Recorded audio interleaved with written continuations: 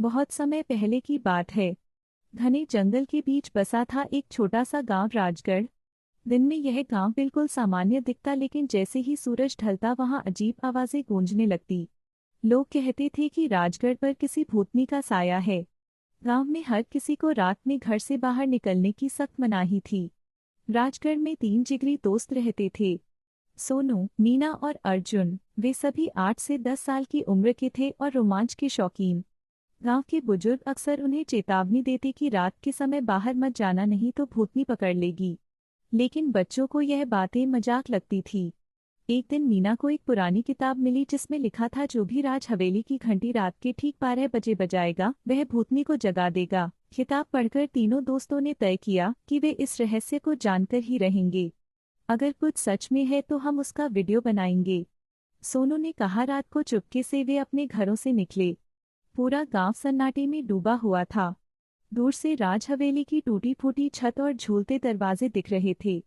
हवेली तक पहुंचते पहुंचते अर्जुन कांपने लगा। शायद हमें लौट जाना चाहिए, उसने कहा, लेकिन मीना और सोनू आगे बढ़ते रहे।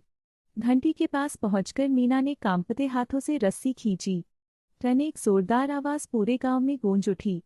तभी अचानक हवेली की खिड़कियां खुद ब खुद खुल गई। एक काली परछाई दरवाजे से निकली और हवा में तैरने लगी। तीनों दोस्त डर से कांपते हुए पीछे हटे। भूतनी का चेहरा बहुत डरावना था। बिना आंखों के खाली गड्ढे, बिखरे बाल और फटी हुई आवाज। कौन है जिसने मेरी नींद तोड़ी? उसने गुर्राते हुए पूछा। सोनू की घिग्गी बंद गई, लेकिन मीना ने हिम्मत दिखाई और बोली, हम जानना चाहते थे कि आप सच हैं या सिर्फ एक कहानी। भूतनी जोर से हंसी। तुम बच्चों को खेल की आदत है, अब तुम हमेशा यहीं रहोगे, कहकर उसने अपनी लंबी उंगलियों से जमीन पर एक जादुई घेरा बना दिया। वो घेरा धीरे धीरे तेजी से घूमने लगा और तीनों उसमें खींचने लगे। तभी अर्जुन को याद आया, किताब में एक लाइन और थी, जो सच्चे दिल से माफी मांगे भूतनी उसे छोड़ देती है। अर्जुन जोर से बोला, हमें माफ कर दो, हम सिर्फ जानना चाहते थे, हमारा कोई बुरा इरादा नहीं था। भूतनी रुकी। उसकी आंखों में एक पल के लिए नरमी आई। मैं भी कभी एक बच्ची थी जिसे गांव वालों ने गलत समझकर इस हवेली में बंद कर दिया था। मेरी आत्मा तभी से भटक रही है।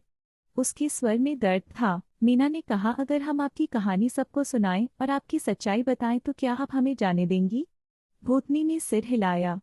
उसने हवा में कुछ मंत्र पढ़े और बोली, जाओ, लेकिन वादा करो किसी और को कभी ऐसी गलती नहीं करने दोगे। अगले दिन तीनों बच्चों ने गांव वालों को सारी बात बताई। पहले तो लोग यकीन नहीं कर पाए, लेकिन जब हवेली की घंटी खुद ब खुद गिर गई और हवेली की खिड़कियां हमेशा के लिए बंद हो गई, तब सबको यकीन हो गया कि राजगढ़ अब भूतनी से आजाद हो चुका है। राजगढ़ के लोग अब रात को भी सुकून से जीने लगे।